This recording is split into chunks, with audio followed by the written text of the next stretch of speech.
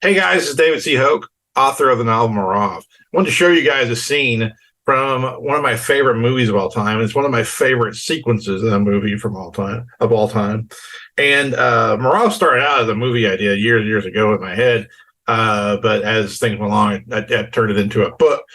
But we're not talking about Mirov. We're talking about Star Trek II: The Wrath of Khan. So there's a scene in the movie. If you've seen it, you know it, you love it. One of the famous scenes, and I'm not necessarily a big Star Trek fan as much as I am a Star Trek II Wrath of Khan fan. There's a little bit of distinction for me there, but I'm a huge fan of that movie. And the scene where Khan first catches up with Kirk in the Reliant, and Kirk does not know yet that Khan is even out there.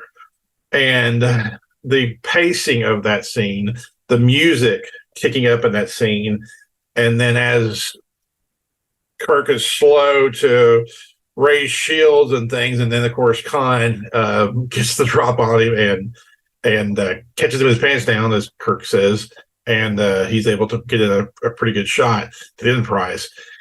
Then in that sequence, as there's a moment of the Enterprise is kind of screwed. Kirk and our friends on the Enterprise are kind of screwed. Where Khan has given him 60 seconds to find the plans of Genesis. In that moment, Kirk comes up with a way to turn the tables.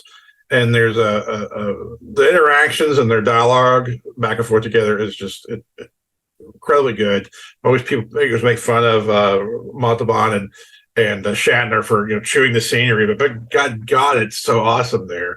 I don't ever consider. I think that's like amazing acting. I don't even care. You can call it chewing scenery all you want. But what I love about that scene, the editing, the music, the pacing are amazing, but the emotion it makes you feel that you have this despair that Khan has majorly got the drop on him. And then as Kirk starts to figure a way out of it, and I'm sending him over to Alcon, and they put in the codes and the way the sound is doot doot doot.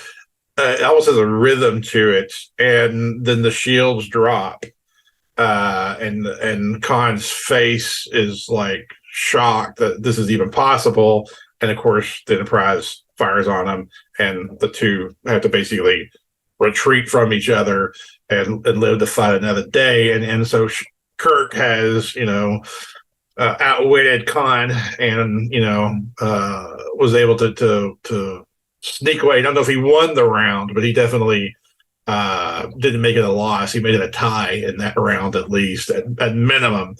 And so, but the feeling you get of your the anxiousness that Khan has got the drop on him and getting the drop on him, they don't realize it's Khan, and then he hits them, and then you are left with this despair, and then Kirk turning the tables, and the emotion you feel as the music changes and the shields drop on the Reliant, and they fire, and he fires.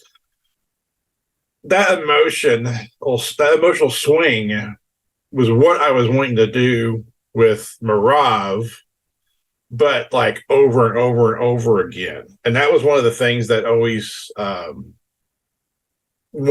wanted to see in more movies or books or shows or whatever. A lot, Star Trek II: The Wrath of Khan has like those two major encounters, this one and then the climax of the movie. And they're both really great.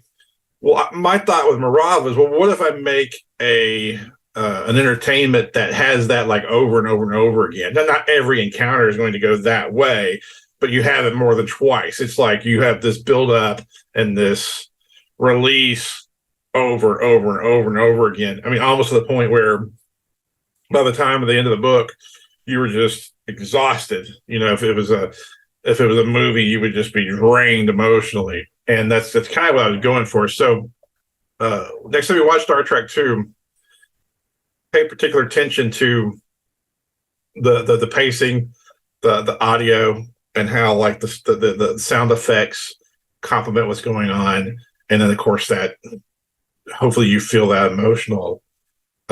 It's kind of like a yeah, where Kirk is able to pull out of it and turn the tables. Hopefully you feel something. And if you do, you get an idea of what the feeling that I was trying to achieve multiple times through one entertainment. So go enjoy Star Trek II: The Wrath of Khan. If you've seen it before, enjoy it again. If you've never seen it before, do yourself a favor and see it, and go out and read Mirov.